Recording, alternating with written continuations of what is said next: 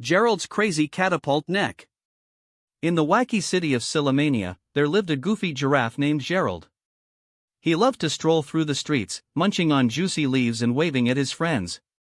But one morning, something strange happened. As Gerald was stretching his long neck, he let out a loud whoa. And suddenly, his neck turned into a built-in catapult. Gerald's eyes widened in surprise as he felt himself being launched high into the air. He soared over the banana stands, dodged flying pigeons, and landed with a thud on top of a colorful ice cream truck. Whoa! What just happened? Gerald cried out, looking down at his wobbly neck. He tried to control it, but it was like having a rubber band for a nose. Every time he thought he had it under wraps, KAPOW! Off he'd go again. Gerald's catapult neck got him into all sorts of absurd situations. He launched himself onto a giant pinata, sending candy flying everywhere. He even accidentally knocked over a street performer's juggling pins. The performer just laughed and said, "Hey, I needed some new props anyway." As the day went on, Gerald's friends started to giggle at his predicament. His best friend, a chatty parrot named Polly, suggested that they visit the city's wisest resident, Professor Peculiar.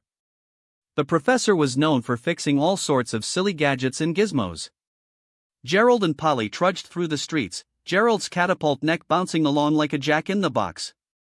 When they arrived at Professor Peculiar's laboratory, he examined Gerald's neck with a puzzled expression.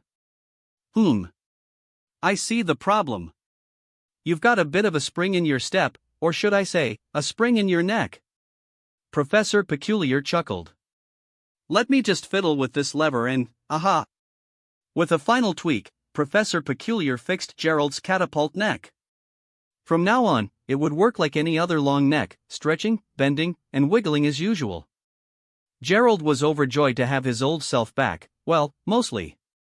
"Thanks, Professor," he exclaimed, beaming with relief. Polly cheered and flapped her wings in celebration. As they left the lab, Gerald realized that having a catapult neck hadn't been so bad after all. It had brought him some pretty silly fun. And besides, now he knew to always check himself for any weird gadgets or gizmos before strolling through Sillimania's streets. From then on, Gerald learned to appreciate his long, wiggly neck, and the laughter it often brought. After all, life is too short, or should I say, too tall, not to enjoy a good giggle every now and then.